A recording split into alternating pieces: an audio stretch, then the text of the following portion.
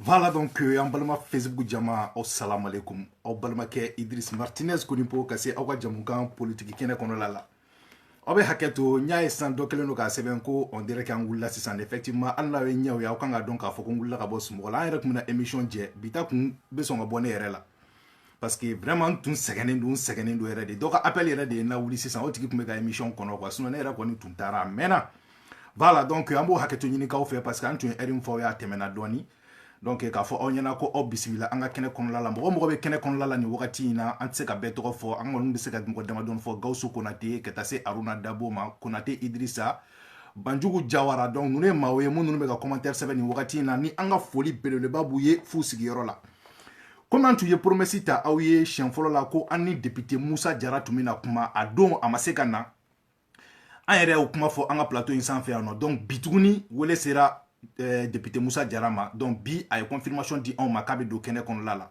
sansan n yɛrɛ n'a tun ɲɔgɔn sɔrɔ an kumana mais n b'a essayer tuguni ka a juru ni wagati in na n'an sera k'a sɔrɔ an bɛna an da maga jumɛn na an bɛna an da maga Faransi o Mali a kɛlen don polémique ye nin wagati in na débat foyi tɛ yen sisan Mali ni Faransi ko kuma in kɔ Français bɛ Mali la intérêt de kama Français bɛ Mali la k'an dɛmɛ de dɔ bɛ dɔ fɔ yan fɛ yen dɔ b'o contraire fɔ yan fɛ yen nɔ bon honorable dun tun kun kumana a kun y'a daminɛ sisan tuguni a commencera ka kuma an ye Salif Keita fɛnɛ ta ye polémique cayalen don a ko la bamananw ko main dan o ye main tigila ye donc an b'a essayer n'an sera ka honorable sɔrɔ nin wagati in na sisan pour que an bɛ se ka débat daminɛ ni Ala sɔnna a ma donc a bɛ to ligne na 2 secondes. Allô? Oui, bonsoir honorable. Bonsoir Idriss. Comment allez-vous? Moi je vais bien, Iradou. Alhamdulillah. Donc an b'a essayer ka émission kɛ an ka todunkan na. Ok. Sabula an ka lamɛnbaga caman bɛ o de mɛn sinon an bɛ se k'a kɛ français fɛnɛ ye cogo min na mɔgɔ caman bɛ se k'a mɛn mais malheureusement n'an y'o kɛ an ka kunfinw u yɛrɛ b'a fɔ cogo min na olu tɛna se k'an ka émission taabolo faamu quoi. Non, a todunkan ka ɲi. Voilà donc o hukumu kɔnɔna la an b'a essayer k'a kɛ an ka todunkan ye comme mɔgɔ caman yɛrɛ bɛ k'u plaigner ko hali Mali ORTM yɛrɛ kan ka journal kɛ todunkan na donc aw minnu ye député ye aw de bɛ se k'o ci lase sinon an da ka dɔgɔ o ko la. Alors vraiment monsieur Jara an b'i fo i ka wele jaabi la.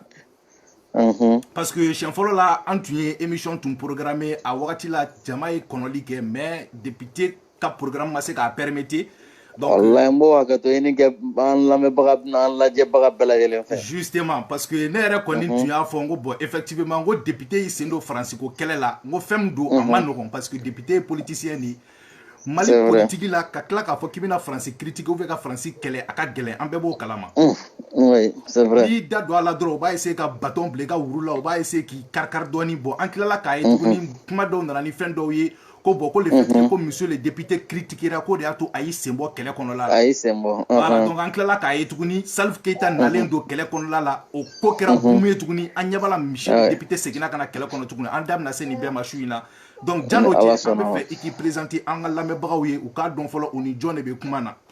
ok Idriss kɔni fo n b'i fo n b'a lamɛnbaga bɛɛ lajɛlen fo. Bɛɛ ka foli b'i ye. Ne tɔgɔ Musa Jara ne ye député min taara an ka sigida 4nan na n'o ye commune 4 ye. n b'an ka wasa bulon kɔnɔ an ka commission min ɲɛsinnen don baarako ni baaradege ko denmisɛnninw ka ko farikolo ɲɛnajɛ ko ani musow ka ko ani denmisɛnnin fitininw lakanali ko ne y'o commission ɲɛmɔgɔ ye assemblée kɔnɔna la. D'accord, an bɛ se k'a dɔn monsieur le député kɛra député san min na et puis nin y'i san joli ye députéya kɔnɔna la an bɛ se k'o dɔn wa? Idriss nin ye san an ka mandat fɔlɔ ye députéya kɔnɔna la. Anw nana 2013 mais ɲani ka kɛ député ye n tun ye maire ye n tun b'an ka sigida 4nan na. N tun kɛra conseil municipal ye an ka sigida 4nan na en 2011 élection partielle min kɛra commune 4 la donc ne tora o kɔnɔna la ɲani ka o maire mandat ka ban donc n élira ka kɛ député donc n ye wagatinin kɛ comme maire ka mandat fana prolongera n ye wagatinin kɛ n b'a fila bɛɛ la député maire.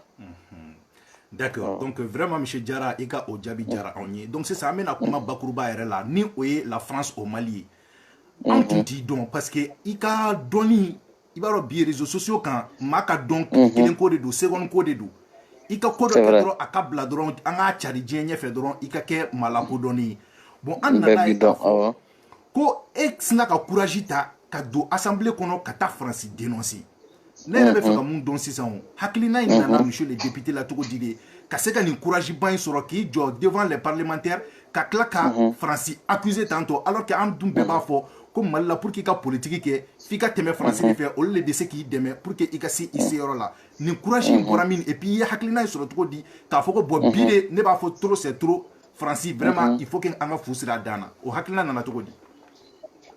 Idrissa ka nin ɲininkali diyara n ye mun ye nin hakilina in na ne la an y'a ye k'a fɔ ne bɛ nin kuma ninnu fɔ wagati min na yanni n ka kuma in fɔ assemblée yɛrɛ la publiquement a y'a sɔrɔ le 19 mai ne ye lettre ouverte dɔ ci fɔlɔ Faransi président ma ka hakili jigin kɛ Faransi président yɛrɛ ma Emmanuel Macron ne ye lettre dɔ ci ka hakili lajigin parce que a y'a sɔrɔ an tɔɔrɔla maliyɛnw tɔɔrɔla maliden bɛɛ tɔɔrɔla an t'a dɔn an bɛ min kɛ parce que depuis 2012 daminɛ ni crise daminɛ ni Faransi nana ka na an ka jamana Cervelle nana ka na an ka jamana kɔrɔnfɛ yɔrɔ la ka na libération kɛ ka na dan Kidali la o kɔfɛ o Cervelle ka mission banna o y'a yɛlɛma ka kɛ Barkhane Barkhane o nana an b'o o san 6 san 7 la bi olu ye Cervelle ye min kɛ tile 10 kɔnɔ Barkhane kɛlen don ka dɛsɛ k'o kɛ san 10 san 5 san 5 san 6 kɔnɔ f'an b'a san 7 na Barkhane dɛsɛlen don k'o kɛ donc an dun bɛ k'a ye k'a fɔ ko kunun de ka fisa ni bi ye don o don ko kura ne yɛrɛ ye nin analyser k'a lajɛ mɔgɔ minnu nalen don bi a se b'u ye a moyen b'u bolo a dɔnniya b'u bolo aujourd'hui n'olu nalen don ka na fɔ k'u bɛna an dɛmɛ an ka kɛlɛ la ka kɛlɛ ban kɛlɛ tɛ ka ban fo dɔ de bɛ ka fara kan ne ko an ka nin ko in ɲɛɲini an k'a lajɛ biɲɛkala ɲinina sen dalen don biɲɛkala kan o kuma o fɔra o yɔrɔ de la parce que an tɛ se k'a faamuya bi k'a fɔ ko armée française k'a bɛ yan olu ka fɛnw bɛɛ bɛ yan u ka fɛn bɛɛ b'u bolo yan bi mais anw bɛ ka ni dɔ tɛ ka fara an ka tɔɔrɔ kan foyi tɛ ka bɔ a la donc o de y'an bila k'a fɔ an ka jamana ɲɛmɔgɔbaw ɲɛna vraiment u ka tiɲɛ f'an ɲɛna ni fɛn min don u k'a f'an ɲɛna an dun y'a ye k'a fɔ an dafɛ jamana dɔw bɛ yen nɔ i n'a fɔ Burkina o responsable dɔw y'a fɔ piyan dabara b'a la k'a fɔ ko vraiment ko nin fɛn min filɛ nin ye ko Faransi sen bɛ nin donc an y'olu ka fɛnw analyser ka Faransi ka comportement ye an ka dugukolo fana kan yan u bɛ ka baara minnu kɛ an ka dugukolo kan yan u bɛ ka fɛn minnu kɛ hali an ka armée la an y'a ye k'a fɔ vraiment Faransi ninnu bɛ ka min fɔ tiɲɛ don donc an y'a ɲini an ka jamana ɲɛmɔgɔw fɛ olu minnu bɛ terrain kan surtout ministre de la sécurité a don an y'a ɲɛf'a ye ministre de la défense k'a f'u ɲɛna ni Faransi de don u k'a fɔ ɲɛna n'u tɛ se k'a fɔ tiɲɛ yɛrɛ la anw kɔni fana anw ye min ye anw m'an sɔmi sigi a kan k'a fɔ nin ye Faransi de nɔ ye wa ni Faransi nɔ don fana anw tɛ siga k'a fɔ ko Faransi bɛ se ka a tɛ se ka taa foyi dɔn an na a tɛ se ka taa foyi dɔn an na a tɛ se k'an bali bi k'a fɔ anw b'o fɔ parce que anw ye jamana kɔnɔdenw ka lasigidenw de ye wasabulon kɔnɔ donc an y'a o analyse de kɛ k'u ka comportement n'u ka fɛnw bɛɛ jateminɛ ka lahala dɔw yɛrɛ ye u yɛrɛ ye min kɛ minnu tɛ cɛ fiyewu yɛrɛ donc ka sɔrɔ ka na nin kuma ninnu fɔ.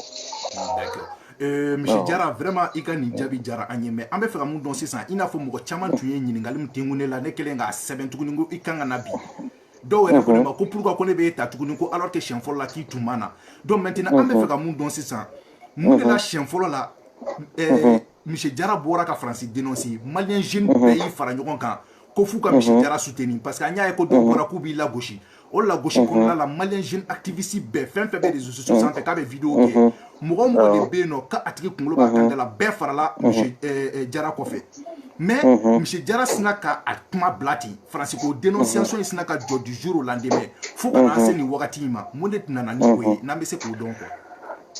I ka nin ɲininkali ye ɲininkali ɲumanba ye depuis n ye nin dénonciation kɛ wagati min na a kɛra mɔgɔ caman kɔnɔ ko ne y'a bila ko min siranna ou bien n papara u ye n bagabaga ka fɛn caman kɛ caman b'o fɔ yɛrɛ mais n bɛ min fɔ voilà n bɛ min fɔ an lamɛnbagaw ye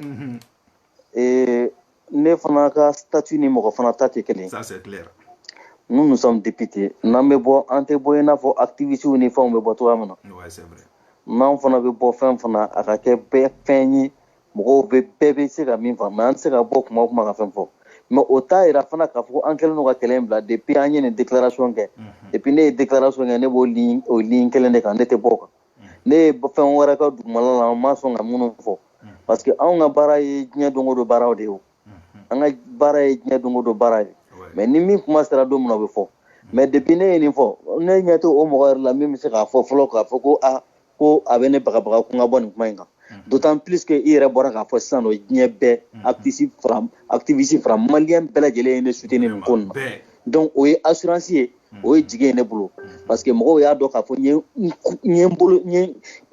kumakan min fɔ nin ye n ye n bolo bila mɔgɔw b'a fɔ cogo min na j'ai mis mon doigt dans la plaie donc n'i y'o courage sugu sɔrɔ k'o fɔ ne ɲɛ tɛ fɛn na bilen min bɛ se k'i bagabaga mais k'i pousser k'i bɔ o kan yɔrɔ mɔgɔ kɔni tɛna fɔ ko wariko nata ko mɔgɔ donna ne ka nin wari ne tɛ san na ne bɛ san 600 tɛ sɔrɔ yan 600 tɛ sɔrɔ yan n ɲɛ t'o mɔgɔ la diɲɛ dugukolo kan min bɛ se ka na fɔ ne la ko nin bila ko n bɛ nin d'i ma n'i y'o kɛ n bɛ bɔ n'i ye fo que n bɛ lajaba da i kan fo diɲɛ mɔgɔ bɔ bɛ mɛn donc mɔgɔw k'a da la k'a fɔ an ye kɛlɛ min daminɛ en tant que Faransi ka nin jagoya fanga in ma bɔ an kan ne ma dɔwɛrɛ fɔ dɛ n'i ye ɲɛ k'a dabila Faransi y'a dabila donc n b'o fɔ n lamɛnbaga bɛɛ n'i ye ne ye k'a fɔ ko n y'a dabila don o don i bɛ taa sɔrɔ Faransi fana y'a dabila o don en fait donc ka bɛɛ lajɛlen hakili sigi n bɛ fɛ ka ɲininkali min tɛnki la nin yɔrɔ in na sisan ni ne ma fili je pense que ni hakili ka ɲi kosɛbɛ an y'a ye k'a fɔ i ye dénonciation kɛ wagati min na o kɔfɛ ko Faransi y'i jɛ visa la ni hakili ka ɲi dɛ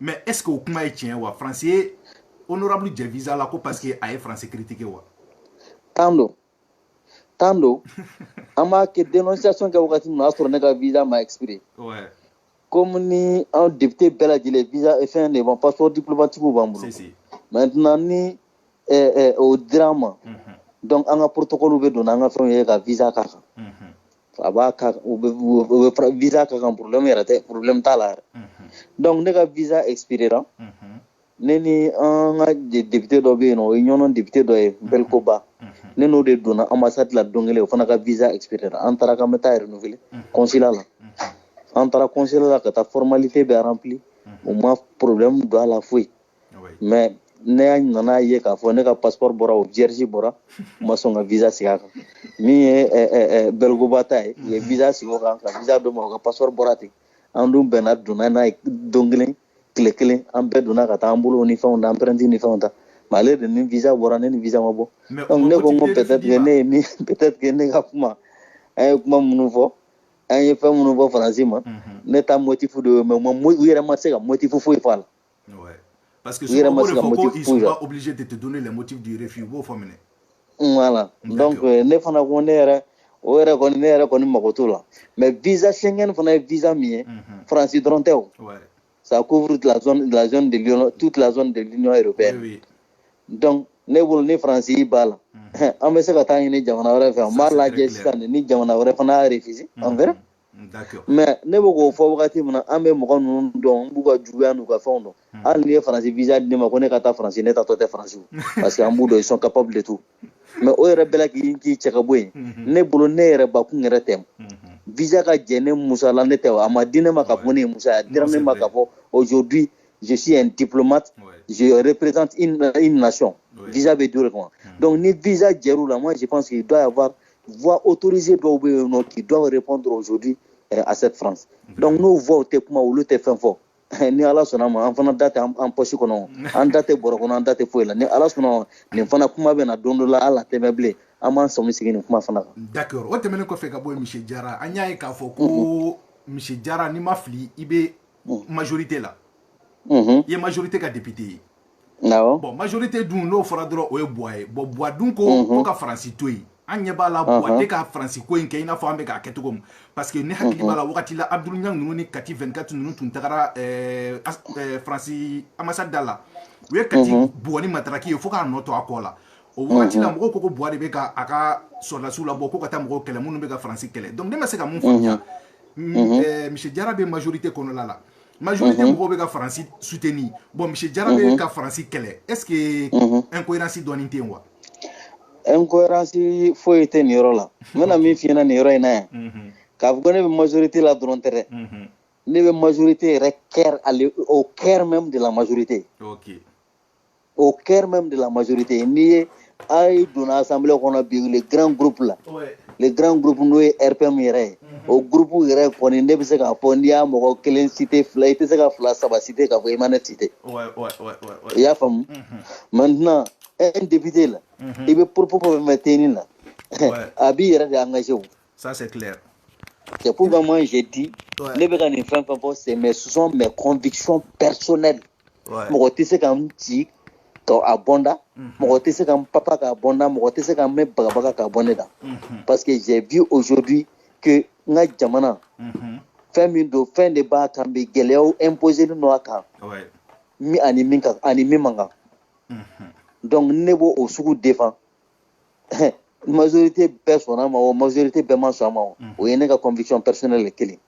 Mais même ni fiena peut-être que mogo woro fana bengere ali dans la majorité comme on fana makuma ina fane ta kuma en tout parce que ne kuma na déjà ne ko sa kanga boku ka tunu ko mogo dama mi ofo ka ko il me soutiennent dans la majorité au fana ka tani banachi. Donc dire aujourd'hui que vous amène majorité la amène fena ne rebe ka mi pom ko yena re ambe wakati mina ko sisa le pays n'a même pas besoin de ça. D'accord. Le pays n'a pas besoin de ça.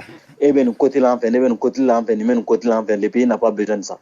Moi, je pense que angan kangane ko no belaje hakili la. Ne be ka kuma fo tiɲɛ don wa tiɲɛ tɛ.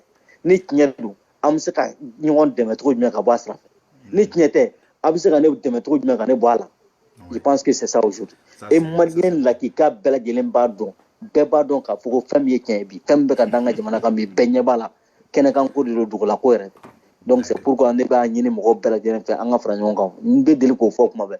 Aujourd'hui ni tawula bugula an tawula mana wuli bugula an t'a ɲini k'a fɔ mun de y'a sɔrɔ mun de ye tawula n'an bɛ jɛ k'a faga fɔlɔ n'a y'a faga mun de nana n'a ye pour que ka kɛlɛ kɛ o kana o ɲɔgɔnna wɛrɛ kana sɔrɔ. Moi je pense que le Mali est dans cette situation.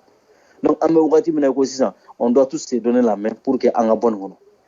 D'accord. Monsieur Diarra, je vais faire un ɲininkali là sisan an y'a ye k'a fɔ ne yɛrɛ bɛ se k'a fɔ mɔgɔ min yɛrɛ fɔlɔ nana ni nin ko in ye réseaux sociaux sanfɛ o tun ye ne de ye k'a yira ko Mali de ye Faransi wele ka na an ka territoire kan o kɛra depuis ne ka politique kɛnɛ daminɛ kuma depuis fin 2016 2017 ninnu na ne delila ka na n'a reportage ye k'a bɛɛ jouer a don ne ni Abdou Niang kun don maliyɛnw y'a lamɛn kɔfɛ mɔgɔw y'a vidéo tigɛ k'a partie dɔw bila ou an y'a ye k'a fɔ ko jɔnguda ninnu de ye weleli kɛ Faransi ma ka na donc a wagati la ni Faransi tun ma na Mali tun bɛ sombre an dun filɛ nin wagati min na i ko bi ne ɲɛ b'a la k'a fɔ mɔgɔ caman bɛ yen nɔ minnu fana bɛ k'a fɔ ko Mali kelen tɛ se an yɛrɛ kɔrɔ bi ko Faransi an ka partenaire de Faransi bɛ k'an dɛmɛ ko n'an ye Faransi gɛn bi ko Mali bɛ sombre vous en tant que député en filɛ nin wagati min na i ko bi est-ce que Mali a les moyens nécessaires financiers économiques intellectuels main d'œuvre bɛɛ b'u bolo pour faire face à cette crise-là. Parce qu'il faut se dire la vérité aussi.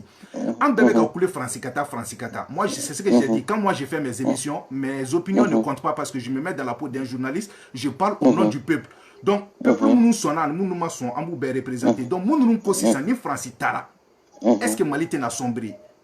Mais est-ce que Obe Kabili au Yorola ni Francitara? Est-ce que Djadi soutient na Bamako? Idriss Mbi répond au Yorola très simplement. Ok. Francicata bi ka fuko Francicata ou ka rentrer au kaso. Je pense que n'est pas chien oui. En 1961 Modibo Keïta a eu le courage ka fuko français au ka yafaru makuwata. Au kera quand même au kera munu ngena histoire ya retenir. Modibo Keïta a fuko wata. Mais Oustara Malima Sakoy. Mais toujours c'était dans la même dynamique. Mais aujourd'hui, au Wakati, on est bi, et au Kéléwa. Parce qu'il y a beaucoup de Wakati, on est bi. Mais allez, oh, bi. Ameka djihadisme fo. Gonga djihadisme na leno. Jone na ni djihadisme nous appuyer l'intebi. Ka fuko ubeka appuyer bi en logistique, en matériel là. Hein? Wallahi alini minantanga strasi no nombolo ute men nkelala alini minantanga strasi bolo ute men nkelala d'autant plus que aujourd'hui depuis un an apana on a doté l'armée de certains matériels kelebo o de là ne ko bi aujourd'hui munu meka nunu deme unna na kuba on de deme nuté kan deme fu ka mo woro de deme ambe diawlu ko diw nulu tara on verra.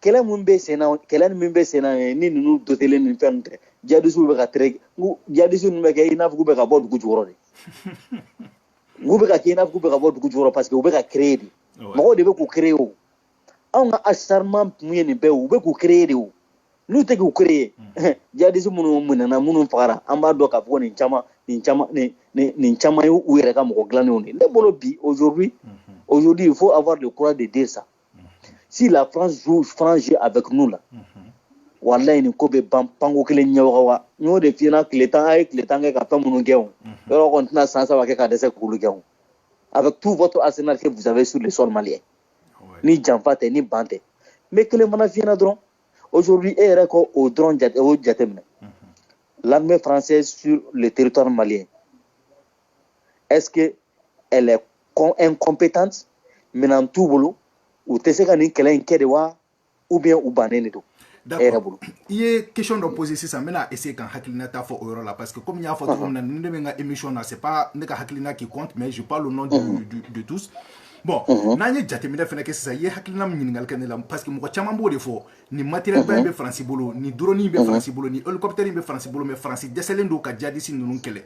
Mais ni miridoni, il va y avoir ni matériel be français bolo, ni logistique be bolo, mais on m'a 13 novembre ou ouvert mouné attentam keru feno o ma o bali djihadisme ou feno katam ko attaquer o mo lu bali o ma se ka Charlie Hebdo bali mais Mali Nord ni a jatemna Nord ka buntu ko na Nord vasle ko na est-ce que nous be se ka don par exemple si ça ka fo ni wakati na ni air la ni attentat kan ka kesi ça est-ce que na e moins logistique ou fene jatemna est-ce que be se ka donti ni désherber le bain sans faire surtout c'est un terrain méconnu pour ces personnes là obo ke siga yɛrɛ t'a la yɛrɛ e yɛrɛ ma fɔ ko désert don ni ma fɔ sisan ko désert don est-ce que moto 100 désert la sisan moto 100 bɛ se ka wuli moto 120 ka wuli ka taa attaque kɛ ka tila ka o attaque kɛ k'o ban ka dugu jeni k'o ban ka tila ka segin ka t'u ka dagayɔrɔ la ko o koma ye o bɛ se ka kɛ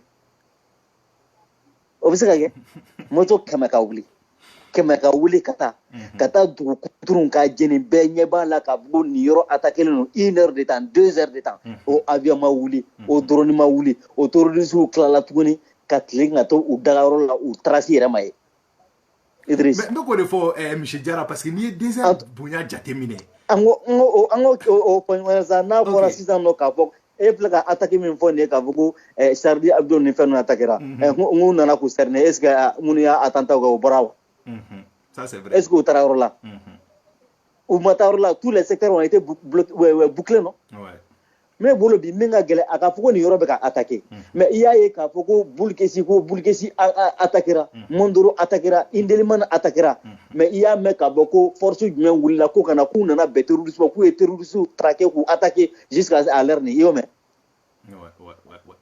il y a deux poids deux mesures ça c'est vrai et minga gele aka donc ka foko ni dugo attaquera ne pour ça ko ni dugo attaquer be sena 1 heure de temps 2 heures de temps anga famaw de bo dron kata urubeta avec les maigres moyens ils vont constater les dégâts.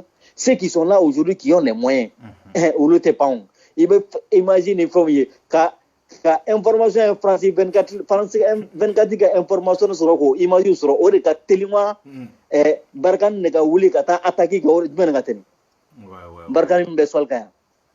D'accord. Non, là, je suis d'accord avec. Je suis partiellement d'accord avec toi sur ce sujet-là. Mais les personnes qui c'est ça. Ah oui, ministre de la Défense ou les Dairou, si je ne m'abuse, Dairou nana Dairou kumana. Ou ya ira comme quoi, que Barkan nous nana pour que kana yoro sécuriser mais au cas objectif de combat parce que anya arasa are manga me ola parce que il a bolé quoi faire arasa est sorti badin qui kama. On a formé un bloc pour que qui soutienne il kana démoraliser il ka combat qu'on là. En bora ka i ka photo kanga profilu ka foko on te soutient mais ne be ka mun don sisan Dairou nana au ka kena kon la Dairou ya ira ka fo mbo be ka mission du uma o tout ka mission ou mana kana fo kubna anga soro suka keleke ina fo ou place là o follow bon en tant que général aussi en tant que ministre aussi ka kla kani jo olumune tenitigi au ka assemblée kono au jolé nyena ko ale restaurant do est-ce que normalement ni général kuma kan ka sena le restaurant do on kanga ketodi. Moi je pense que le kanga on a rassuré mais na les nana jo au député ou nyena ko ale restaurant est-ce que am malien to ou la siran kateme ko to beka est-ce que am on digitike wa pourquoi mo va assemblée ko mo sera ka bla place la ka fa général ka rôleté kana fo face au dieu ko restaurant au contraire de kanga mo to la sensibiliser Il y a Idriss qui a fait une question orale ni a massé à l'avant parce que le président est jamais un don à tant qu'on a. Nega yingali be masa dana. D'ailleurs au point fo nega yingali folo era bena munga mune bengambe ani France ni ñonje. Bengan semaine même ani France ni ñonje. Je pense que ça c'est très important parce que akadon comme avec afugu mana ni kama andu ma do ka fo accord traité de coopération min nana en fait assemblée là. Ni député Bella Djene a voté. Je te dis bien, député Bella Djene fait B. Opposition fera majorité parce qu'il n'y avait d'où beka faut voter tane ça dit de aduna ta boratan. Je te jure que les papiers sont là, les documents sont vérifiables. Député Bella a voté fait B. Parce que on va voter d'homme comme anya donc a fo ni fin munu plein ni fin moyen anga jamana ma ni fin moyen anga strasuma abse goudema kubakula.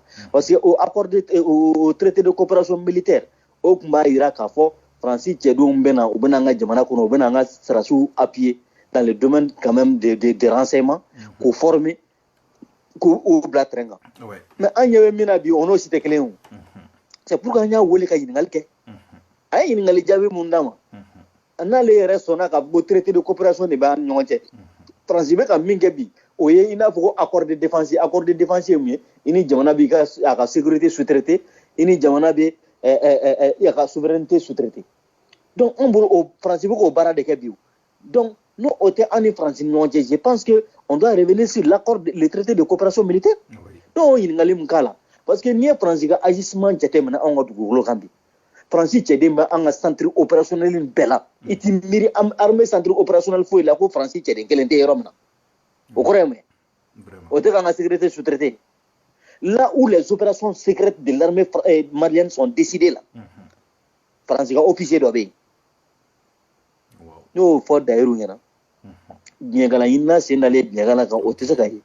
Et qu'on a qui est drôle, non, qui veut être ennemi surprend, ou mais biga opération secrète qui est voulu décider, il veut être terrain, qui veut être nos sur il veut être fouille sur elle.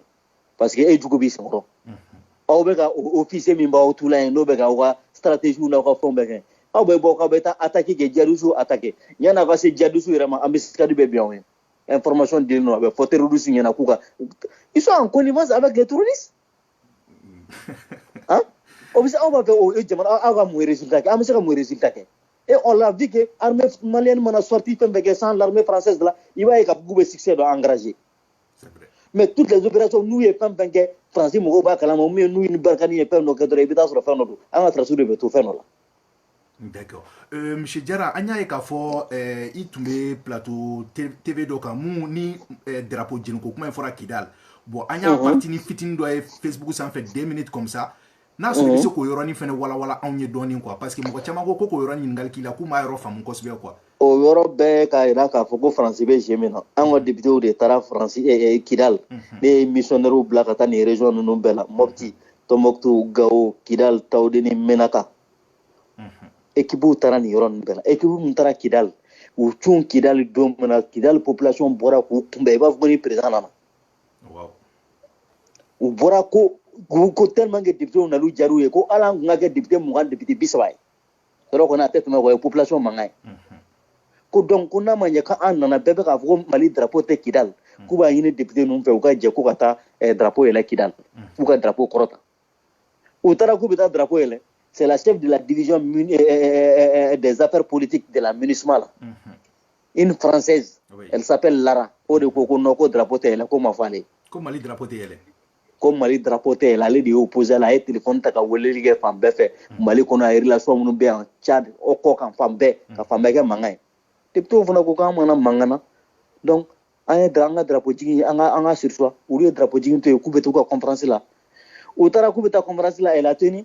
Pour que quand on roule dans les mines, qu'il faut aller à toute conférence qui n'est pas là. Au lieu que problème là, à Tarissi, où les populations ont échangé sur la mise en œuvre de l'accord, les difficultés de l'accord. Ni mieux comment tu arrives ni Dagaban de la no, ou France Dangade, ou ministre Moga Dagane, nous le Tarakabou de la Sano, Koulouvelata. 98% de la population fait comment tu as dos au béo défaut. Kidalien, Kidal du coup, non? Ou nous, conférence qui est à Ouli, Kata. Super guya saga ou faga ou fetiba ke dugu jera ou eliko takata gao kana aéroport la wese aéroport la mako andro nyaba la ko drapeau bega jeni les symboles de l'état ou ko brûler donc o y'u ka manigansiw de parce que u ka minorité ni ninnu u b'olu le bila ka u ka mécontentement yira ala n kɛra cɛ jamana min bɛ ka taa cogo la u bɛ se ka yira.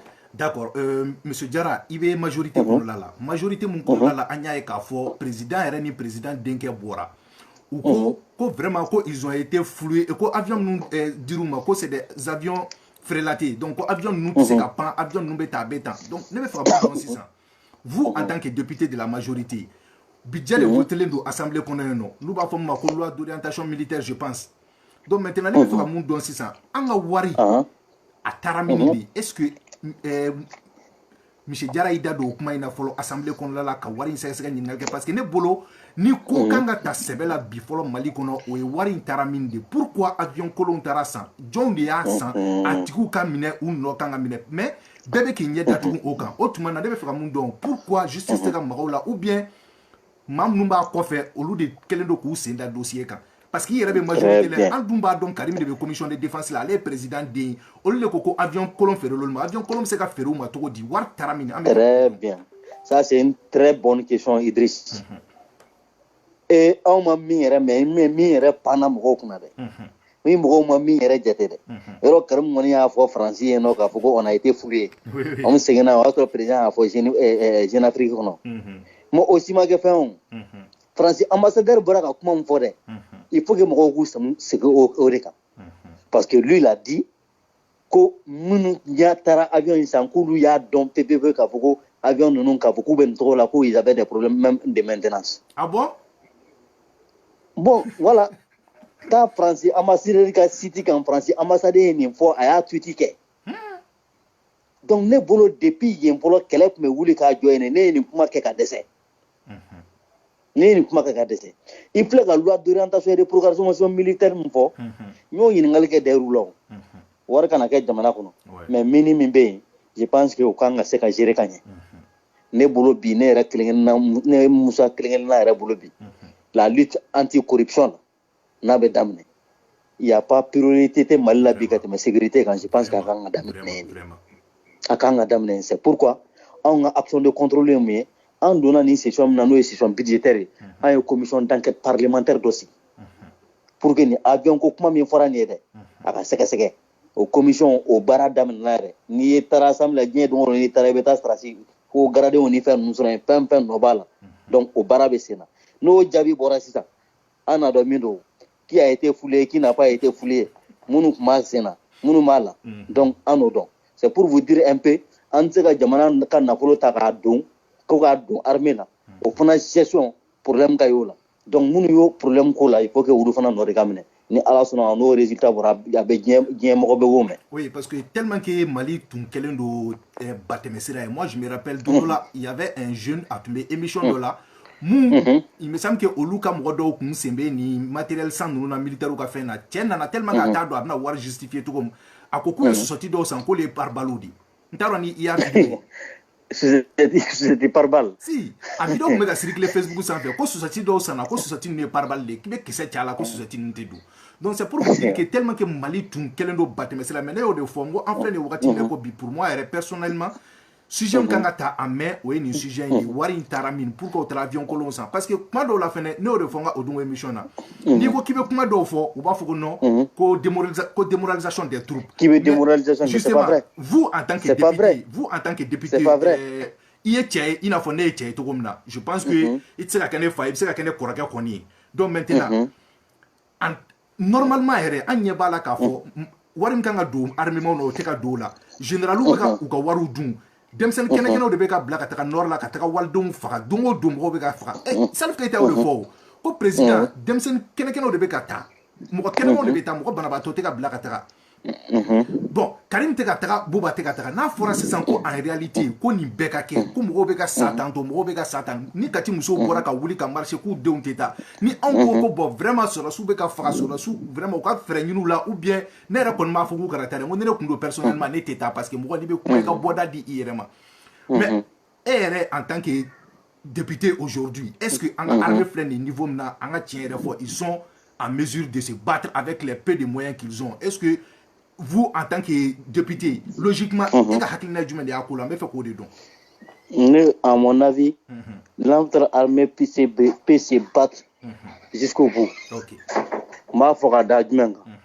Parce que fembe armée folo est mi. Ça c'est la discipline bela jelen bodon. OK. Armée folo est disciplinée. Il n'a faut d'ailleurs ya faut comme na aka interpellation qu'on a. Donc on bolo bi d'ailleurs nali minkera gouvernement na. Ni mali gouvernement yi jate mena gouvernement ni mogo ye sinsina mogo ga ni mogo kontana mogo nomination na okera d'ailleurs. C'est d'ailleurs à trop fort amener. À trop fara fambe parce qu'on sait qu'aujourd'hui allait te donner kratou ko nous a te donner il est là pour régler vraiment le secteur. Donc le secteur militaire.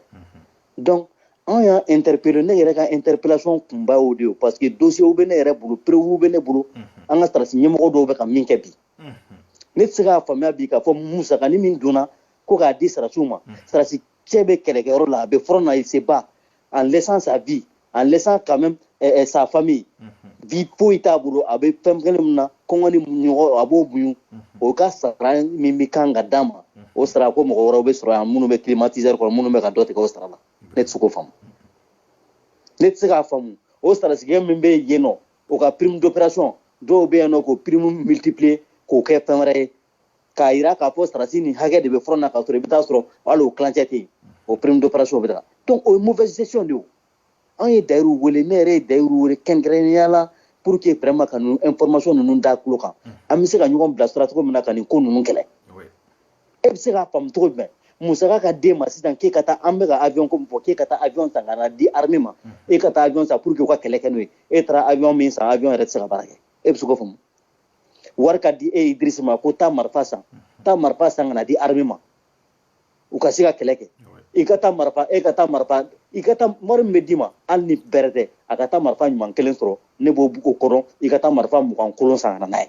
Mais est-ce que ni bête corruption de parce qu'il n'a pas quoi guidron ou be corruption c'est pourquoi moi j'ai dit aujourd'hui la priorité c'est le secteur militaire bondro ka guidron mugo bo kan dro 3 mois plus tard guidron bébé tient mali degelen do de là donc bon en bolobi ne bolobi ni corruption est kanga kele parce que au fond joro babe ni ko ina corruption est kele kanga damne ori là le secteur militaire dans le secteur militaire tous ceux qui sont adonnés à des activités comme ça umata rosi ambe malano wakati janteo ele opom vodra wakati janteo nga ere kanga bayina ni abe bayina évaluation kanga ke musaka min dona la kanya fo ele opom drama voter ko ngo LPC fana votera.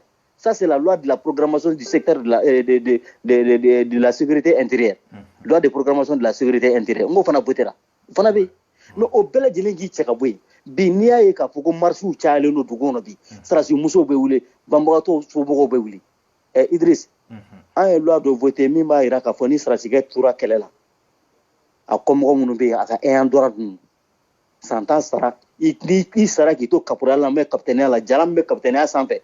O sentence tara de be takadima I comme Roma amo d'abord fin wara comment parce que jamana be situation ngono bi o bo demander et maintenant fora ka fuko anyo o loi o voter o et o fana sarali o fana soroli fana e bara mo mi se ka comme ngono nu nyere nyaji chebi o musaka ka tela kaduma on bolo bi fa manganto ko procédure smayaw o lu kanga ke priorité des priorités mais ni ay bi ulu bebe bo dusu kasileno ko do de be. D'accord. Donc anga kele be no fe do be nyala do be nya chela kawla OK monsieur yoro nunu do te français ulu te russier ulu te foyo ulu ya an yere tama woni yere tama ngonja donc on bolo bi sanction kanga ta ulu mo kama munu bo barasugula c'est vrai l'état est en guerre le pays est en guerre ni jamana be guerre là aujourd'hui pratique do be no ulu kanga condamner fermement pour sanctionner fermement mais nous te ka ke pour complaisance ni famba ka ke enfant bo fode c'est pourquoi il d'ailleurs interpeller kan pen nu ka akulola so min ko nunu oui na ka kalama ka ba kalama na be yorom na dairu koko wa ko ale restaurant ndo ima kuma o yoro kan quoi ne ki mango est-ce que normalement ale kan ataka au foro assemblée kono la wa malien dembe au foro de assemblée nous au jawe au foro de assemblée c'est comme si mo munu nyesinu no kan an lakana nous lu koko ga fugo abin voilà abe molidon to siga an kamana gare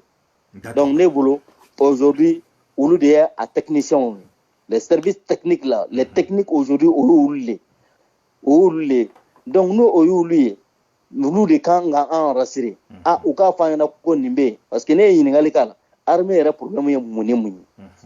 Il dit que vraiment il faut 10 000 personnes, 10 000 éléments recrutés. Donc 10 000 éléments recrutés. Est-ce qu'il y a un problème dans le gouvernement croix? Est-ce qu'il y a un problème dans l'Assemblée croix? Est-ce qu'il y a un problème dans les Maliens croix?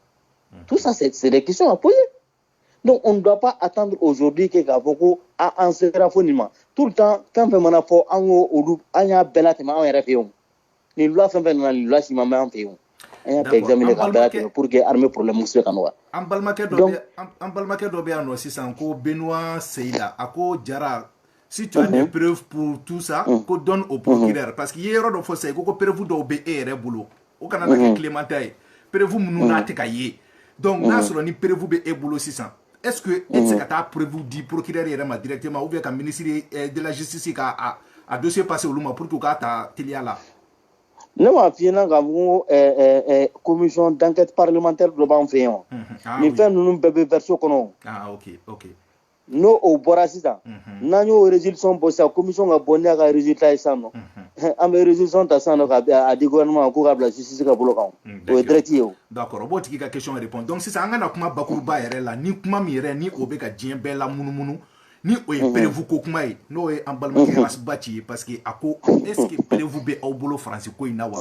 Plus précisément, et Moussa Djara, émission Sabare Sigira et Kelenka, Hal Kunutu, émission na, Itoro émission Konolala. Mais le n'est pas émission Bella, mais parce que émission est en Doni. Mais ne peut faire un don si ça. En Balmaké Rasbati Kakumana, Rasbati Kou, que lui, il n'est pas manipulable. Que Perevu te au boulot, Obeka français, accusé à tort, Obeka Kumadron, mais Oteganan Perevu. Donc maintenant, c'est-à-dire Al-Salfou qui était publication que français ambassadeur a ira comme quoi que c'est des paroles dénonciation de donga tie munumbe taka ou diffamer ou donta ku boita. Prévu point c'est non. Est-ce que prévu au boulot wa monsieur Diara en fait ika au réponse dit en ma 600 et puis prévu quoi est mu de famille là.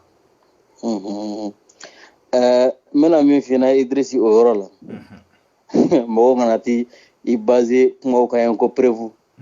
Ne kuma fɛn fɔ sisan n ye Kidali événement fɛn min kɛra yen nɔ n y'o événement f'i ɲɛna sisan n m'o fɔ sisan min kɛra Kidali drapeau ko la yɔrɔ n y'o f'i ɲɛna sisan n m'o f'i ɲɛna sisan k'a fɔ ko min y'i ban k'a fɔ ko drapeau tɛ yɛlɛ yen a y'i ban hali sini kun mun na parce que an ni o ka responsable ka fɛn na u y'a kɛ i n'a fɔ k'u t'a kalama ne y'a f'i ɲɛna parce que a kuma fɔ di Manu ye ne y'a kuma fɔ an n'u ka lajɛ la prévu tɛ tɛmɛ o kan. Parce que moi, ni e nana ben kama, e mi nana ben kama, e tse ki opposé ben na o kelen. Bi, me se ka numéro do di ma na ye ba tigi wele, strasi anga strasi do. Munu nga anga kari no escorter, yoro karu tita go to moktu nana ma escorter. Ouais, c'est ça. Strasi uta to la be ka karu escorter, kari chamamba, ulu yere ka pick-up mumba ala be pick-up tan ko bo. Nana ka bo omori. Omori ñanu ka se gawo barkan mo wula jo barkan ni wula jo de kasrat ke ñokut se ga tem folo kulu be ci do la folo angam fatu kulu kaya kulu be ci do la barkan me se ka che ka numéro di manay je ba wuli OK chale jigina chef de combat jigina kana ko ante teme muna ko musoni dem sonu ne banku anye trajet jane boli ko ngobula mino ko bula usegenenu kono kute teme ko wulu be baradu la ko tsaka teme fugujo chef de combat ko ka ba forcer ko ka teme Francis Sarasiga marfa jwala il fil bouge tire ante galunda mo la Sarasi an ya mali Sarasi Allah akbar non ni Francis be je wara de la na territoire kan o ko be o prévu de o aw bɛ se ka kɛ mun na an ka territoire ka kan ka armée malienne yɛrɛ to kalama aw bɛ se ka kɛ baara jumɛn na k'a fɔ an t'a kalama surtout sira kan hein donc ne bolo bi Mali ya an bɛɛ jɛ de an bɛɛ jɛlen don Mali in de la n'a bɛ ɲɛ a bɛ ɲɛ an bɛɛ de n'a bɛ tiɲɛ Ala k'an kisi Ala k'an n'a tiɲɛli diya a bɛ a tɛ tiɲɛ mɔgɔ kelen a tɛ tiɲɛ Idrissa a tɛ tiɲɛ a bɛ tiɲɛ maliden bɛɛ de donc ne bolo bi an kana taa an yɛrɛ sɔmi sigifɛnw kan faransi dénoncer baga fɔlɔfɔlɔ olu ye jɔn ye de jɔn de ye faransi jɔn de ye fɔlɔla k'u dénoncer k'o kɛlɛ yan non o kɛra vidéo bɛ yen oui an ka tiɲɛ fɔ ɲɔgɔn ɲɛna o kɛra rasbaci ninnu ye parce que hali ne yɛrɛ fɔ vidéo ni fɛnw bɛ yen koyi olu ma taa yɔrɔ jan koyi olu ma taa yɔrɔ jan ne tɛ don o polémique ninnu kɔnɔ justement ne tɛ don o polémique ninnu kɔnɔ justement mɔgɔ caman bɛ yen bi olu yɛrɛ ye prévu yɛrɛ ye fɔlɔ k'a fɔ ko faransi bɛ jouer de l'an fɛ yan parce que u bɛ k'olu manipuler faransi bɛ ka dɔw manipuler yɛrɛ ka an bila ɲɔgɔn na c'est ce que moi je veux qu'on évite faransi bɛ ka dɔw manipuler aujourd'hui là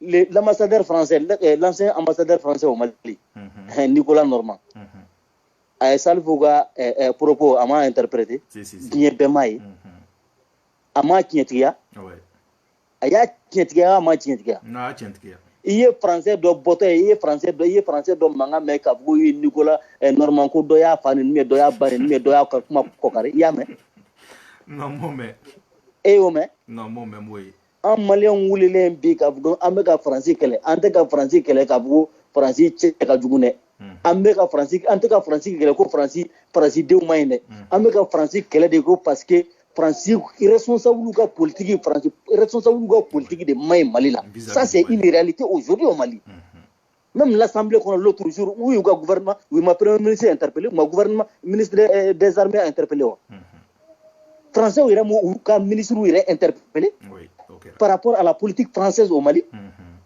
Le Premier ministre, question posera k'a fɔ ko la politique française est décriée par l'ensemble des Maliens. K'u bɛ na wagati jumɛn, k'u b'a fɛ wagati jumɛn, k'u bɛ n'u ka troupe sama wagati jumɛn ka bɔ Mali la. A ye question bɛɛ répond fɔ o ye. O ye question bɛɛ Premier ministre ye question bɛɛ répond fɔ o. A tɛ se k'o fɔ o. Parce que ils ont des intérêts ici qui sont en train de défendre. Nous, en tant que k'a fɔ ko France bi alhamdoulilah an ka compatriote min bɛ France mɔgɔ si tɛ se ka hakɛ fɔ. U bɛ ka min lase Mali ma mɔgɔ si tɛ se ka hakɛ fɔ. Nous ne sommes pas contre la France, le peuple français. Ani peuple français yɛrɛ tɛ fankelen fɛ.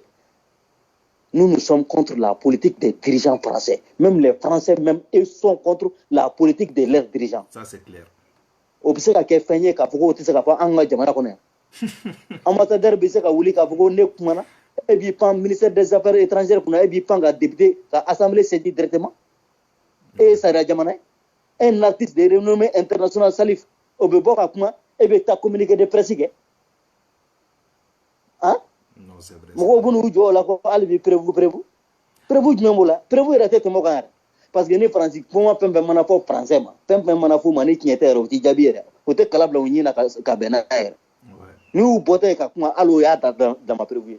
Donc ne bolo bi an ka bɔ nin fɛn in kɔnɔ prévu ko fɛn min bɛ ka f'u ɲɛna aujourd'hui ni histoire yɛrɛ dɔnbaliya yɛrɛ tɛ o ni histoire dɔnbaliya tɛ jɔn bɛ se k'i ni jɔ an ma bi ko faransi cɛ tan sara yan dɛ k'u sara Mali de kunna ça c'est une insulte à la mémoire vraiment de nous nos grands-pères de nous nos arrière-grands-pères o ye insulte de o ma jɔn bɛ se ka taa fɔ bi k'a fɔ ko farafin hakɛ ni sara faransi libéré la jɔn bɛ se k'o olu jɔn bɛ se k'o fɔ u ka président tɛ se k'a fɔ kuma tɛ u ka simple ambassadeur ninnu o diplomate foyi tɛ faransi min bɛ se k'a fɔ ko ni farafin hakɛ de sara faransi libération na i y'a mɛn a bɛ fɔ ko bi ko faransi dɔw de taara faransi libéré o alimaw nana ka na faransi minɛ k'a bɛɛ datugu de Gaulle ye weleli de bila o a ye jɔn wele c'est les colonies les anciennes colonies anw de kan olu de taara olu libéré an ka juru de bɛ faransi la faransi tɛ se ka juru min sara diɲɛ fara lahara kan les dirigeants politiques français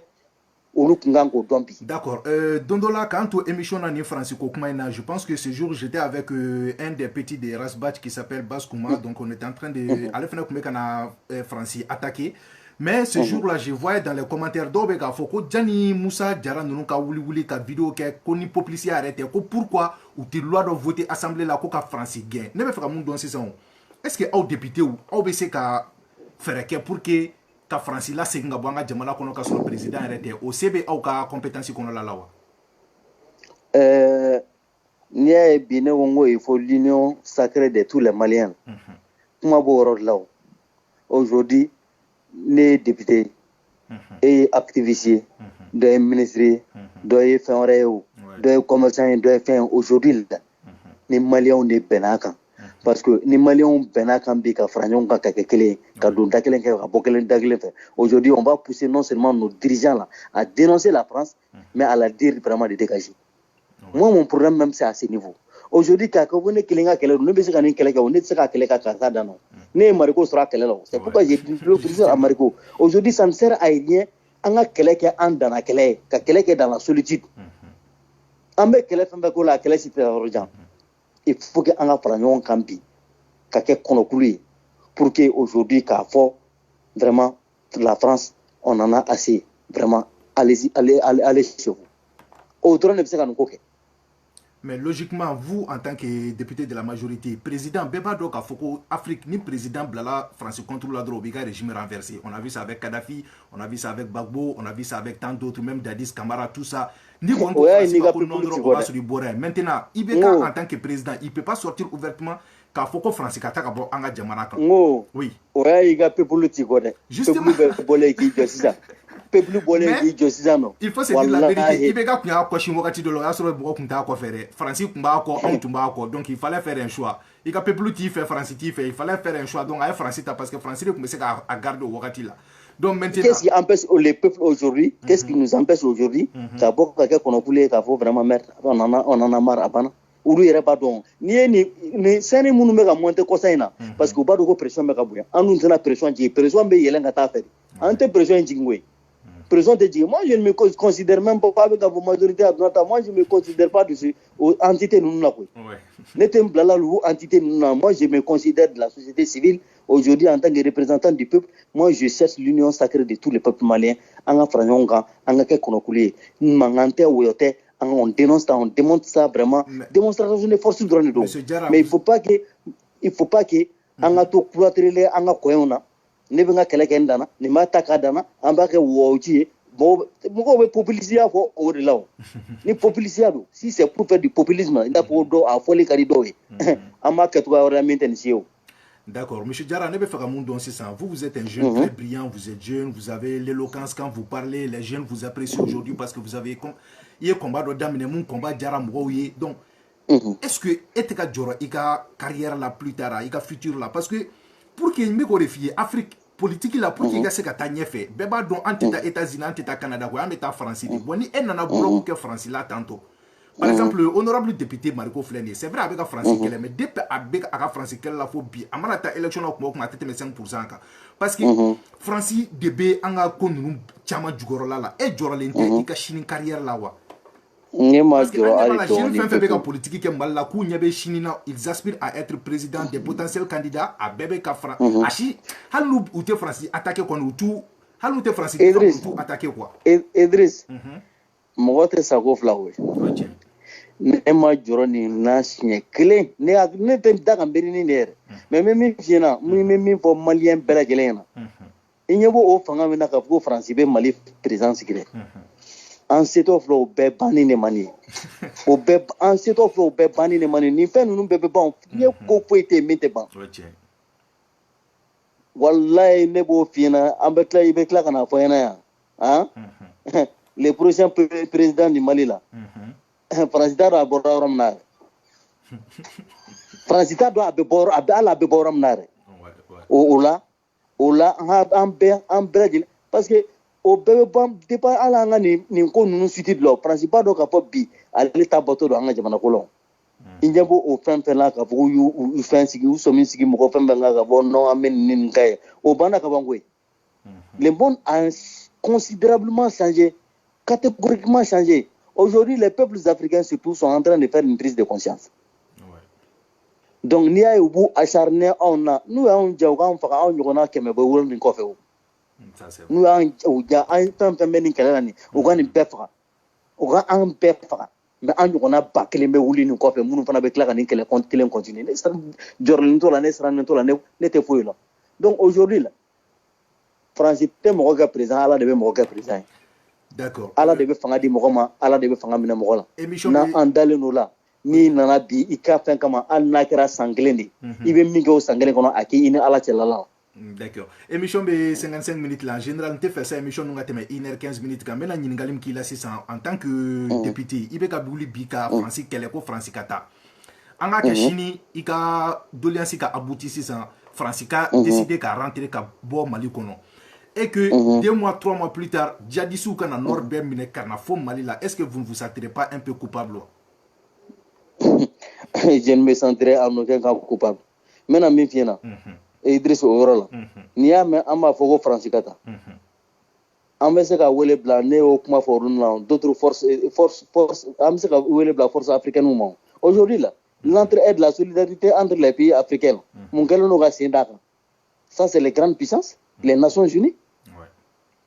Aujourd'hui n'i ye Tchad to a yɛrɛ ma sisan Tchad sarasiw k'a fɔ an ni Idriss Déby bɛnna yɛrɛ a bɛ Tchad sarasiw contingent a bɛ min bila ka na an fɛ yan nɔ o lim armée malienne ka fara ɲɔgɔn kan Niger ani Niger ka fara ɲɔgɔn kan ni Burkina ka fara ɲɔgɔn kan walahi an bɛ nin kɛlɛ kɛ ka s'a dan ma parce que an b'a dɔn fɛn min don kɛlɛ min don a bɛ nin bandi kelen de kan. Kadhafi yɛrɛ tun y'o de y'a mɛnna wala o y'o faga cɛ. Bon Kadhafi y'o ye a mɛnna bi mun y'a to G5 Sahel mun y'a to a tɛ ka marcher mun de y'a to a tɛ ka marcher parce que o ye force africaine an y'o coalition kɛ bɛɛ y'a ye k'a fɔ ko an ka chef d'état minnu filɛ nin u y'o initiative ye quoi dɔ k'o ye initiative ɲuman ye k'o créer mais minnu kan ka wari don a la wari min bɛ ka don Faransi la u ka troupe n'u ka présidence la dɔrɔn u k'a don G5 na kɛ an b'a ye G5 bɛ baara min kɛ u bɛ ka wari min don Faransi ni MINUSMA ni fɛn na u k'a don armée malienne na kɛ pourquoi u t'a don armée malienne na parce que n'o kɛra olu sago tɛ kɛ o ONU filɛ nin ye MINUSMA mɔgɔw filɛ nin ye n'a fɔra ko jamanaw k'u ka contingent ni fɛnw de contingent foyi tɛ yen bi k'a fɔ min contingent bɛ mɔgɔ kɛmɛ bɔ o bɛɛ bɛ dɔɔni de di sarasi minnu bɛ na o contingent ninnu kɔnɔ ils ont des contrats individuels avec l'ONU souvent des contrats qui les interdisent k'a fɔ ko hali i bɛ information ni fɛn minnu kɛ i ka contrat di k'i ka jamana ye donc olu tɛ yan u ko hali u ka jamana yɛrɛ tɔgɔ la u bɛ yan ONU de tɔgɔ la o bi n'i ko ko ninnu ka taa on les remplace par des forces africaines honnêtement contingent minnu bɛ na Côte d'Ivoire bɛ se ka sarasi 100 ni 50 bila ka na Niger ni fɛnw an bɛɛ bɛ fara ɲɔgɔn kan Tchad ni fɛnw u bɛ sarasiw bila ka na an fɛ yan nɔ pour que an ka ɲɛsin kɛlɛ ma o ye kɛlɛ kelen de ye o ça c'est nous Africains entre nous. Mais tant qu'il y a la complicité de ces gens-là, au tena soma. Pourquoi aujourd'hui nous disons que Takuba minte Takula? Viens Takula ko kuma fouye. Qui a parlé de ça? Viens où vous voulez qu'après bon en mogo bende là. Avec ta mine que force européenne, pourquoi ta force africaine? Qui peut défendre l'Afrique aujourd'hui mieux que les Africains? Ça c'est vrai. Qui? Personne. Les Européens peuvent venir aussi pour sacrifice bien quand un tous les sacrifices qu'ils vont faire sont tapés avec des conséquences. C'est aussi clair que ça. D'accord, M. Diarra, donc, qui m'a dit question répond. Question est-ce que les députés au pouvoir au boulot, que la France l'a dégagé, le président arrêté. Est-ce que au pouvoir au boulot ou pas? Nous avons dit à Djabi, mais donc, qui m'a dit quoi? Donc, on est haklita là, ni à Djabi. Au bébé ben aujourd'hui. Si l'Assemblée décide aujourd'hui qu'à Vogo, parce que l'Assemblée fait une décision à la majorité. Toutes les décisions sont prises à la majorité. Donc, on a bien une commission d'enquête parlementaire, ce n'est pas la peine quand on fait maintenant, si l'Assemblée décide aujourd'hui qu'à Vogo, il y a une motion, qu'il y a une résolution, qu'il y a nous demandons vraiment aux autorités vraiment de chercher la France là, aux assemblées qu'a fait. On va suivre. Ni assemblée moquée, ça c'est, ni assemblée moquée, ça on a ça c'est maintenant demander la démission du gouvernement. D'accord. Tout ça c'est une possibilité. Pour ce qui concerne nos soldats, français qu'on a là, je pense quand même qu'on n'a pas besoin de tous ces brouillards là pour ça parce qu'on a jamana en détail. Donc maintenant, pourquoi aux députés au Sigilembe Kalé, qu'à Foko France Bena, qu'on a sur la soutien donc Kidal qu'on a là. Et puis, rien ne se passe quoi. Comme si Francis, territoire doit dire Kidal qu'on a. C'est ce que moi, j'arrive pas à comprendre. Pourquoi on te casse qu'à Wouli Kakeleke pour qu'on soit sur la Katra Kidal récupérer Mali territoire d'eau. Parce que Koku Bekanga Sound de Boy, Koku Bekanga Irianon Boy, Hana après voter en Boulou. Mais on refait le Boy. Arasa, il y a un homme qui il n'y a rien là-bas. Donc maintenant, pourquoi Francis Banendo Kanga sur la soute donc Kidal? Ngo ibe ka sanu ko kuma mfani après vous bambulu anga député monu ngonu taray una na fana ressources minières wi ray be kidal ateta yiri nyoro jaare ateta yini nyoro jaare nya fina ko monu tara una na ya fana ya sementi ya fana kele fila kidal ko problème je pense que depuis 2012 au problème be sena ni y'a mɛn bi an b'a fɔ ko an bɛ k'an sɔmi sigi k'a fɔ ko ninnu ka taa a bɛɛ y'o kelen de wo en tant que ninnu m'an ka territoire kan o tɛ sɔn ka Kidali labila o parce que olu ka bolofara de bɛ yen u bɛ ka minnu soutenir dɛ les rebelles qui soutiennent là olu de tɛ yen ça c'est clair olu de tɛ yen donc ils ne vont jamais accepter à ce que aux responsables de notre pays à notre armée quand même olu ka taa o parce que n'u taara réalité minnu bɛ yen u bɛ bɔ a kalama donc an ka faransi gɛn kun y'o de ye en tant que an ma olu gɛn an tɛ se k'an bolo da Kidali kan impossible faransi de b'a kɔfɛ mɔgɔ jɔn b'a kɔfɛ olu le ma taa ka taa k'an ka armée lajɔ da la yen nɔ k'u ka taa k'u tɛ se ka tɛmɛ yen kan faransi m'a fɔ k'an tɛ se ka m'a fɔ bɛɛ diɲɛ bɛɛ ɲɛna le premier de la transition Jango Sissoko il a dit les vidéos ont circulé Jango ka kuma vidéo ça a circulé partout k'a fɔ ils ne comprennent pas aujourd'hui il faut qu'on nous donne des explications o ye o premier ministre yɛrɛ mankan ye donc an bolo bi o bɛɛ bɛ ko min na o bɛɛ bɛ ko min na an t'a ɲini o tigilamɔgɔw ka taa prévu kɔni tɛ tɛmɛ o kan aw tɛ don Kidali Kidali ye Mali ta ye mais aw tɛ don mun bɛ yen. Mais député, n'i y'a jateminɛ fɛnɛ, moi je me rappelle tout récemment an ye Burkina ministre des affaires étrangères mɔgɔw ka communiqué dɔ ye k'an ka soldats tagara ka tugu ka mɔgɔ dɔw faga yen nɔ ko k'a sɔrɔ ko c'était pas des djihadistes mais est-ce que France bɛ ka siran mun fɛnɛ ɲɛ n'an ka soldats nana bila sisan ka don Kidali u kana na taa kɛ sauve-qui-peut ye ka mɔgɔw minɛ dɔrɔn ka mɔgɔw faga u tɛ ɲɛɲini k'a ko la ka taa ko kɛ génocide ko yɛrɛ est-ce que o yɔrɔ kɛrɛnti o fɛnɛ tɛ France la dɔɔni wa minorité fitinin min bɛ yen nɔ tuaregini ninnu ka t'olu bɛɛ faga k'olu bɛɛ ye terroriste ye ou bien olu bɛɛ ye rebelle ye est-ce que o fɛnɛ tɛ k'a to u bɛ k'a fɔ k'u k'u jɔ fɔlɔ ka hakili sigi k'a ko la terroriste n ye terroriste ye n ye rebelle ye n ye nin ye o an bɛ bɛn min fana kan fɔlɔ n ye malien soit an tɛ malien o kuma bɛ yen dɔrɔn de o soit je suis malien soit je ne suis pas malien si c'est vrai que k'a fɔ ko Kidali quand même la population se réclame du Mali bɛɛ b'o dɔn minnu bɛ yen nɔ qui est une minorité yɔrɔ kɔni mɔgɔ min bɛna t'u jɔ ko k'a fɔ ko nous avons un autre pays ko Azawad mais ko fɛn dɔ aw b'a fɛ mun de ka fɔ olu ye mun de ka k'olu la an b'a fɛ mun de ka k'olu la donc aujourd'hui on ne peut pas concevoir ça donc ni diɲɛ faransi ka agissement ni fɛnw bɛɛ jate minɛ olu de bɛ k'olu soutenir aujourd'hui olu bɛ ka min kɛ anw ka jamana in yɛrɛ la a ma daminɛ bi o e y'a ye k'a fɔ jamana in tilali ko bɛ ninnu kɔnɔ diɲɛ bɛɛ b'a dɔn ko jamana tilali ko bɛ ninnu kɔnɔ d'ailleurs m'a fɔ a ka fɛn na a ko nin fɛn fɛn nana an dɛmɛ na ko a m'a fɔ clairement ko bɛɛ n'i ka agenda don a ko bɛɛ n'i ka agenda don n t'a dɔn ni aw y'o yɔrɔ lamɛn kosɛbɛ ils disent que tous ces partenaires là ont leur agenda n'u ka agenda b'u bolo ni agenda t'a anw yɛrɛ bolo ça c'est très grave parce que an ka agenda kan ka kɛ mun ye o ka kɛ yɔrɔ libéré an ta ka kɛ an ka territoire fan bɛɛ kan d'accord donc en tant que o tɛ se ka kɛ anw tɛ se ka fɛn wɛrɛ f'o la donc fɛn kelen bɛ se ka fɔ dɔrɔn o ye vraiment faransi ka daga cɛ ka taa ka bɔ an da le reste là je pense qu'on peut régler ça entre nous maliens minnu ye malien minnu tɛ malien on verra ça. ok kuma lasurunya la sisan pour que ka siga yɛrɛ bɔ bɛɛ la pewu parce que an y'a mɛn semaine fila a bɛ ka fɔ de ko a ye na ni prévu ye donc Musa honorable Musa Jara ne yɛrɛ bɛ segin ka a f'i ɲɛna tuguni Musa Jara prévu ko kuma in na kuma ka laban na mun de b'i bolo k'a fɔ malien bɛɛ sigilen tulo b'i la nin wagati in na mun de b'i bolo k'a fɔ prévu ko kuma in na n'a sɔrɔ e kan ka jaabili kɛ sisan nin prévu ko kuma in na mun de b'i bolo yɛrɛ en deux mots dɔrɔn an k'o kɛ ka prévu ko in kun cɛ quoi. prévu ko n ye prévu ko in préparé latigɛ o Idriss min bɛ k'a fɔ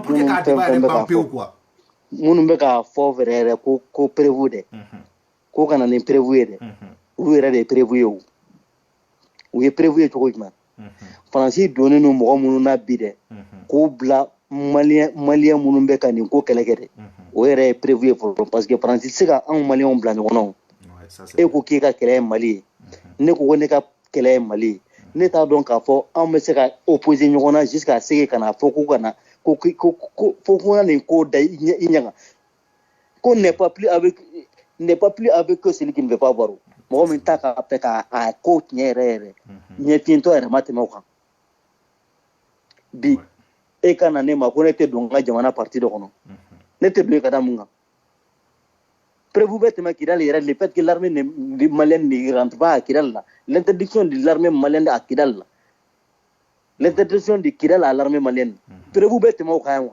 John yake. John OK, Idriss, John Boko OK, John Sendalo no Kambi. C'est la France. Pourquoi? Pour quelle raison? Pour quel but? Non, point d'interrogation intérêt parce qu'ils ont quand même des intérêts dans cette partie du Mali. Ouais. Ils ont toujours cherché à diviser ces pays-là. Et où est émissaire ou Blakana? Le général Pilatel y a rapidement fait. Est-ce que Pilatel y a rapidement fait? Non. Sarkozy m'a foi.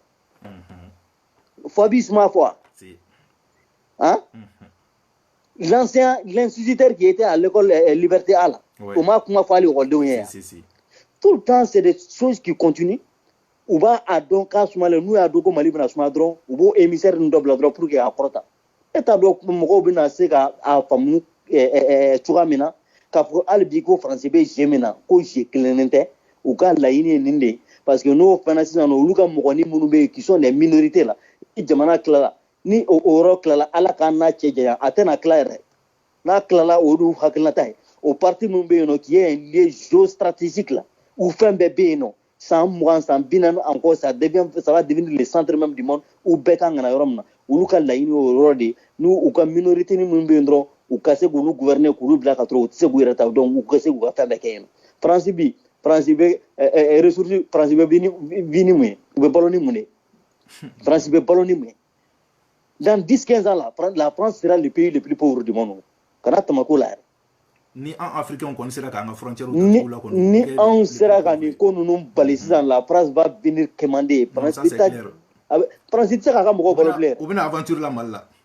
Donc on volobi aujourd'hui il y a nous quand nous fait une coopération mondiale. Moi cité la coopération a toujours existé entre les États. Mais que ça se passe vraiment, c'est que ça soit un partenariat gagnant-gagnant. Gagnant. Et puis, t'as sur ben de konlala, karama de konlala, bunya de konlala. Maintenant, il faut que tu dongo un strasu de nimbe toi la katu nimbo, va pour chez nous. Ou ta sabula. N'te mourir qu'on mare, mais n'est qu'on se cansi ganda makoma. Mais c'est à quelqu'un qui a ses erreurs, le mac et le cacassura. Ni un conflat, ni mon moyen, combo, ni nimbe toi qu'elle là. Mais je mènerai mon combat.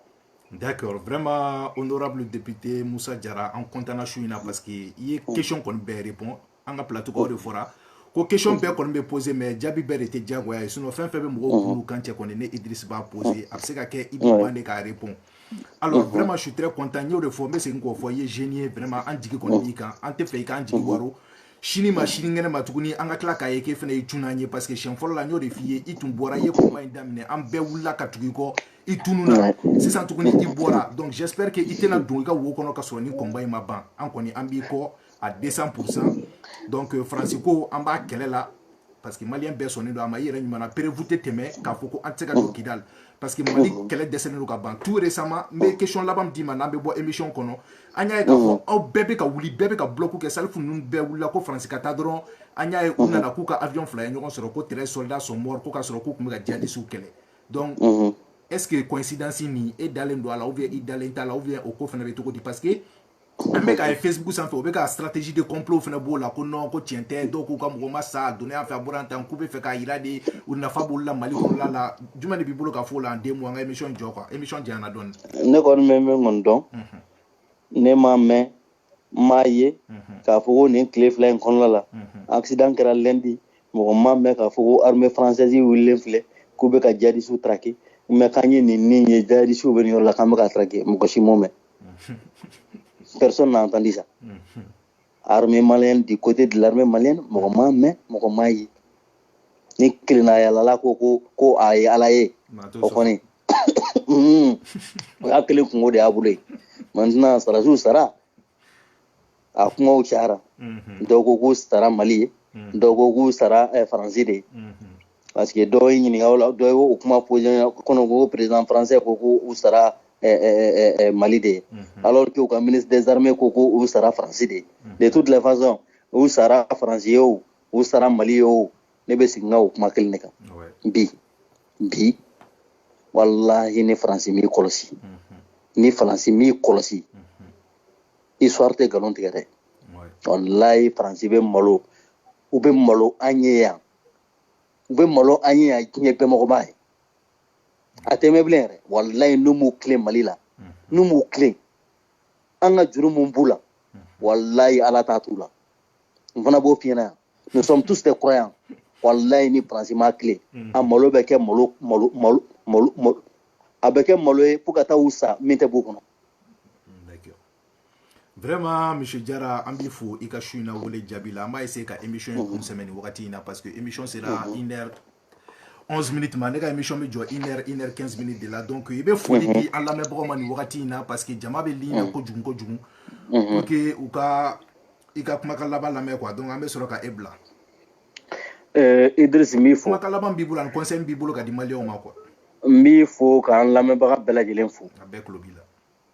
Ka maliden cɛman n'a musoman bɛɛ fo minnu bɛ kɔnɔ minnu bɛ kɔ kan ka bɛɛ lajɛlen fo foyi t'an si bolo bi ni Mali in tɛ o Mali an tɛ se k'an sigi ka malo in tatɔ lajɛ dingɛ kɔnɔ n'anw bɛ se ka fɛn fɛn kɛ ne Musa bɛ se ka fɛn fɛn kɛ hali ne yɛrɛ nin de kan ka to a la ko Mali ka libérément ne nin bɛ to a la ne jɛnna nin kɔ n tɛ kɛlɛ kɛ bi k'a fɔ ko n bɛ tɔgɔ ɲini n'a a ma bɛn yɛrɛ ne yɛrɛ kana kɛ député in si yɛrɛ kɔnɔ bilen yɛrɛ Idriss n kana kɛ député yɛrɛ diɲɛ fara lahara yɛrɛ kan mais n bɛ wagati min na ko sisan jama ye danaya da n kan n b'a kɛlɛ kɛ n bɛ fɛn fɛn kɛ n b'a kɛ olu le tɔgɔ la ne b'a kɛ olu le tɔgɔ la mais n bɛ segin a kan fɛn fɛn bɛ se k'an bɔ nin crise in kɔnɔ maliyɛnw ka kɛ kelen ka fara ɲɔgɔn kan ka don da kelen fɛ ka bɔ da kelen fɛ aw kunnafoni laselaw aw ka o mouvement o union aw k'o union aw k'o soutenir dans votre engagement les activistes tous les éléments de la presse aujourd'hui bɛɛ ka jɛ k'o soutenir wallahi n'an y'o soutenir sisan an bɛ Mali bila rail kan siga yɛrɛ t'a la donc n bɛ maliyɛn bɛɛ lajɛlen fo fɛn fɛn y'an lamɛn su in na minnu sera ka ɲininkaliw k'an na minnu ma se ka ɲininkali k'an na on reste entièrement à votre disposition an bɛ ka nin kɛlɛ min kɛ yɛrɛ ko kɛlɛ tɛ Mali ko kɛlɛ de don an b'a deli Ala fɛ Ala ka kɛlɛ in a fanga a se a n'a dɔnniya Ala k'a d'an ma pour que an bɛ se k'an ka jamana libérer. Merci beaucoup, Monsieur Diarra. Donc, Allah kan be anyogana warema. Amin, amin, amin. Merci. Merci. Alors, donc, en balma Facebook jama ne de tunkera oklo garske shuina débat mu no temena ani honorable Moussa Diarra ni ɲɔgɔn cɛ Francis ko kuma na be sena a dugulen tɛ mɔgɔ si la. Donc, a nana y'a ka explication di minnu donna émission laban aw bɛ se ka segin ka émission lamɛn kɔfɛ donc ne de kun kɛra aw kulo garisɛgɛ aw balimakɛ Idriss Martinez Konipo ka se aw ka jamukan politique kɛnɛ kɔnɔla la donc fɛn fɛn bɛ kɛnɛ kɔnɔla la foli bɛ aw bɛɛ ye aw tɛ sɛgɛn aw tɛ ɲinɛ n'i y'a mɛn ko anw aw de bɛ yen nɔ donc aw salamalekum.